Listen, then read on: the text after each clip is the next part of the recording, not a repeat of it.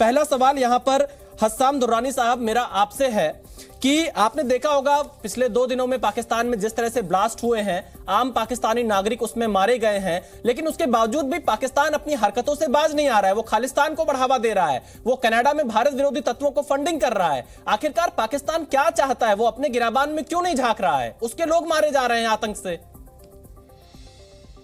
देखिए, आपका जो क्वेश्चन है वो बहुत अच्छा क्वेश्चन है, लेकिन आपका क्वेश्चन का आपका जो प्रोग्राम है या आपने जो इससे पहले अभी जो इंट्रो दी है उसके साथ किसी किस्म का तालमेल मुझे नजर नहीं आ रहा।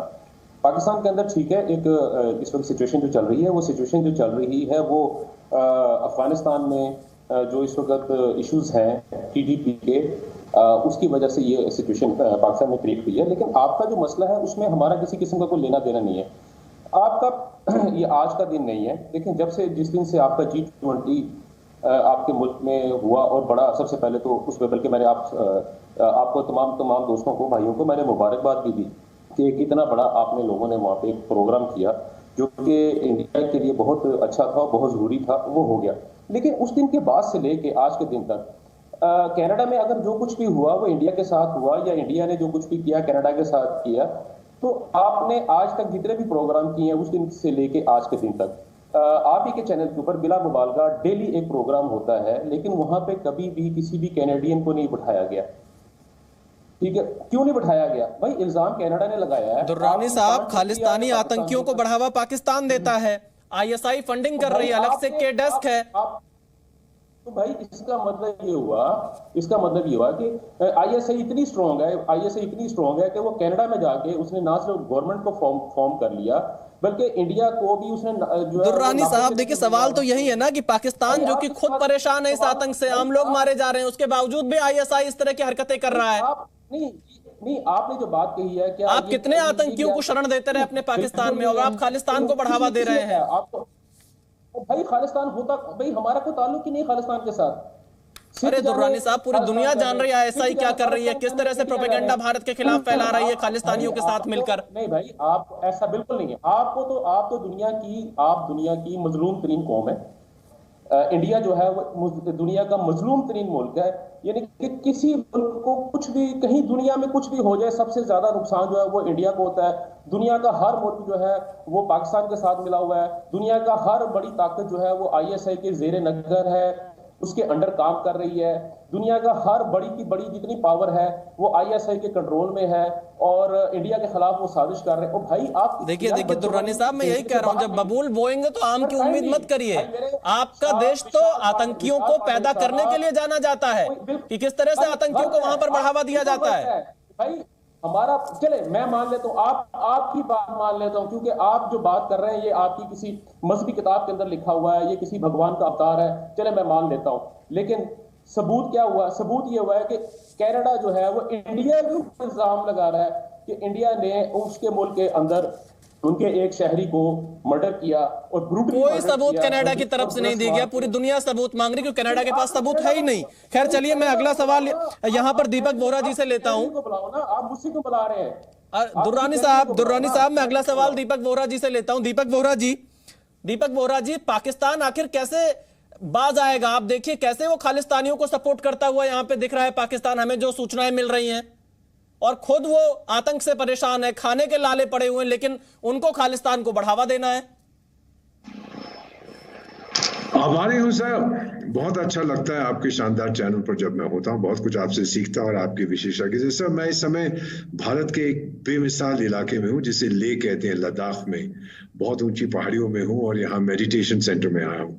आपका जो प्रश्न है कि पाकिस्तान चाहता क्या है, ये पाकिस्तान को खुद मालूम नहीं है। एक चीज जरूर नोट करिए, बहुत से विशेषज्ञ बताएंगे कि आरोप भारत पर लगाया था कनाडा के प्रधानमंत्री ने, उसका जवाब भारत के प्रधानमंत्री ने नहीं दिया।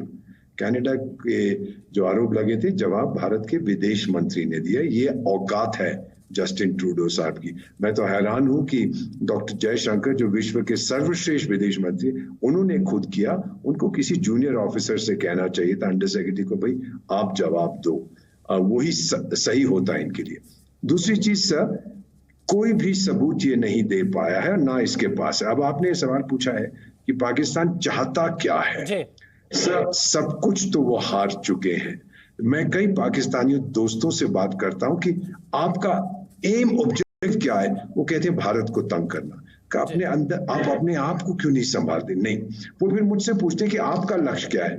मैं कहता देखिए, जब मैं अपनी टेलीविजन स्क्रीन ऑन करता हूं, मुझे पाकिस्तान नजर नहीं आता, मुझे चीन नजर आता है, रूस नजर आता है, अमेरिका नजर आता है, पाकिस्तान छोटा सा एक कोने में आता है। आप ऑन करते हैं तो पाकिस्तान आपको इंडिया नजर आता है। मेरे पास एक लक्ष्य है 2047, मैं विकसित देश बनना चाहता हूं। G20 के बाद मैं दुनिया का भी एक्नॉलेज लीडर, महाशक्ति बन चुका हूं। ये मेरा लक्ष्य है। तो आपको क्या तकलीफ होती है? Why don't you focus on your internal issues? देखिए, हमें बहुत दुख हुआ, 50 से ज्यादा लोग मर गए, 2 जो वहां पर बॉम्ब ब्लास्ट हुए, खैबर पख्तूनख्वा में और दूसरा बलूचिस्तान में, बहुत बुरा लगता है। और अगर पाकिस्तानी खुद कहते हैं कि ना यहाँ पर लाइफ है ना लिबर्टी है, तो उन्हें कौन ब्लेम करेगा? सर, पहले आप डिसाइड करिए आप चाहते क्या है, and once you have decided फिर आप आगे बढ़िए। ये ऑब्सेशन। बिल्कुल दीपक जी, पाकिस्तान चाहता क्या है? और पाकिस्तान साफ तौर से आतंक का शिकार लगातार होता जा रहा है, क्योंकि जब आतंक को वो बढ़ाएंगे, आतंक को पालेंगे, आतंक को पोषेंगे,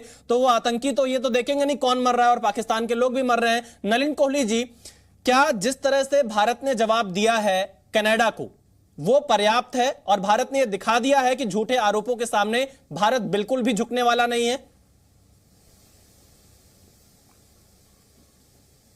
दीपक जी, विशाल जी, मूल बात है कि कनाडा ने आरोप क्या लगाया कि एक व्यक्ति जिस पर आतंकवाद का एक गंभीर आरोप था, उसे किसी ने मार दिया।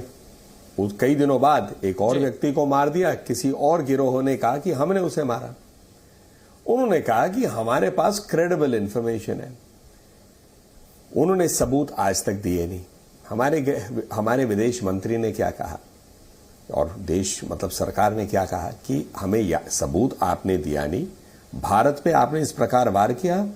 यहां असली बात यह है कि हमारे जो दूतावास में लोग काम कर रहे हैं वो काम कर नहीं पा रहे। भय का एक माहौल है, आतंकवाद का एक माहौल है। हमने कई वर्षों से, दशकों से कनाडा को काफी सबूत दिए। एयर इंडिया बॉम्ब ब्लास्ट हो, केस कनिष्का एयरलाइन वाला, कनिष्का फ्लाइट का, सब दिए। उन्होंने तो आज तक कुछ किया नहीं। अब जब दुनिया ने उनका साथ नहीं दिया और कहीं पर भी ऐसा नहीं हुआ कि नहीं जो कनाडा कह रहा भारत को चिंता करना चाहिए, भारत के गलत है उनका ऐसा करना, किसी ने तो कहा नहीं। तो कनाडा ने शायद अपने आप को एक कोने में पाया। और उसके बाद अगर मैं ध्यान से देखूं तो कनाडा के दीपक जी ऑफ कोर्स पूरा उन्होंने जिंदगी बिताई है विदेश मंत्रालय और उसके में काम करते हुए, तो वो समझा पाएंगे इसे अच्छा। लेकिन एक आम नागरिक की तरह मैं देखता हूं तो उसके बाद जस्टिन ट्रूडो जी का अगला बयान है कि भारत एक महाशक्ति बन रही है आर्थिक क्षेत्र में, तो उनके साथ हम अब अच्छा रिश्ता रखना चाहते हैं।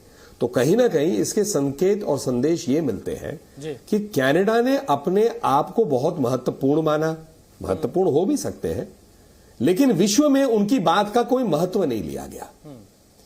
भारत की बात का एक महत्व है कि भारत जो है कभी भी आतंकवाद के साथ खड़ा नहीं हुआ है, और भारत हमेशा, जो हम कहते हैं, we have been a victim of terrorism, और हम हमेशा समानता की बात करते हैं कि भाई आप परिभाषा तय करिए आतंकवाद का।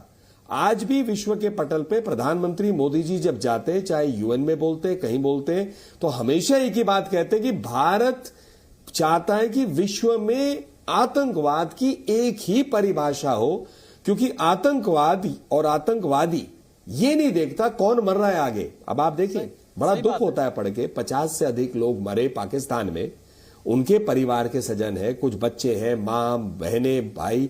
किसी के लिए खुशी का मौसम, ये खुशी का अवसर थोड़ी ना हो सकता है कि एक बम फटे और उसमें कोई व्यक्ति जो है उसकी जिंदगी जाए, और ये दुनिया भर में हो रहा है। तो कभी भी ऐसा नहीं हो सकता है कि आतंकवाद किसी के लिए भी अच्छा हो सकता है।